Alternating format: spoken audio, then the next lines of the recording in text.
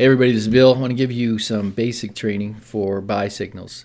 So what's going to happen is I'll be sending out buy and sell signals every couple days, normally not more than once or twice a week, unless the volatility allows us to do more than that. But the way it is right now with Bitcoin, it's probably good to consider trading only once or twice a week.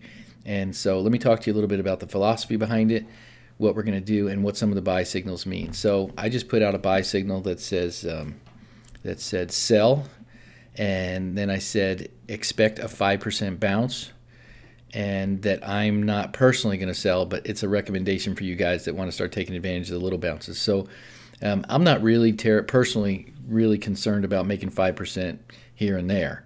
I would much rather just wait. I feel it's super safe to just wait for the bigger bounces.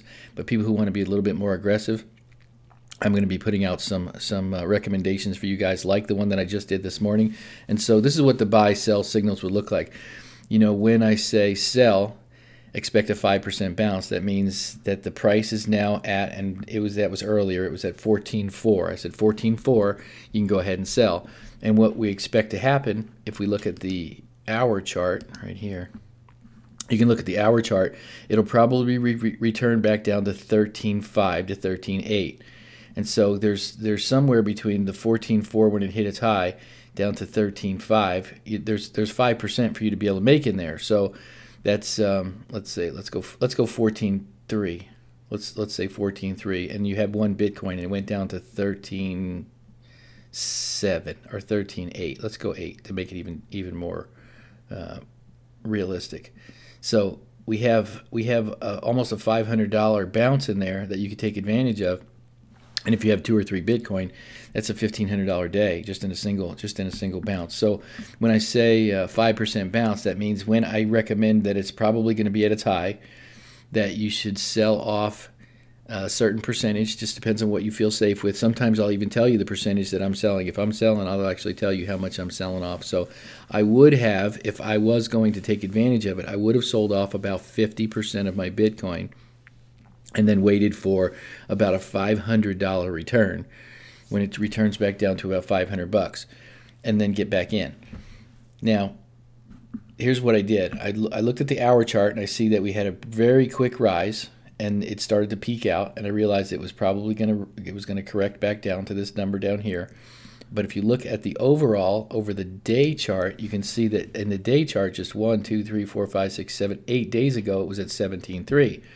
So I wasn't super confident that it wasn't going to continue to rise, because we're still going to recover back up to the 17.2 probably within the next week or two.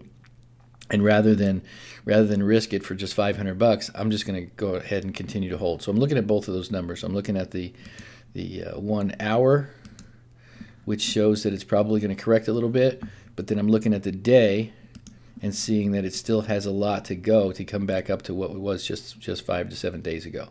So that's some of my thinking and philosophy. Now, if I just say take advantage of the bounce, I'll normally put the price in there. 14.4 was where you should probably be selling at. So if you saw it and you caught it at 14.3, that's okay. Sell at 14.3, wait for it to drop down $400 or $500, and then buy back.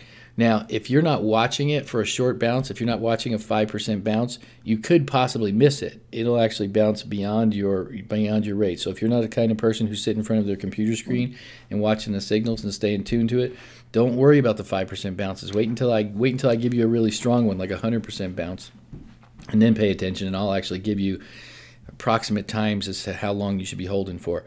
The other thing that you guys are going to be noticing is that if you're not paying close attention, you could miss this. You could miss the buyback signals. I will continue to give you more and more trade signals, and if you're not sure, don't do anything. When you learn first, buy some Bitcoin, hold on to it, and learn. Do not be in a hurry to be trading. You're not missing out that much with the trading. Make sure you're confident in what you're doing and that you're paying attention. If you don't know what to do, then don't do anything until you're sure. Get on the live calls, get on the Q&A stuff, watch until you're comfortable, and I'll see you on the next one.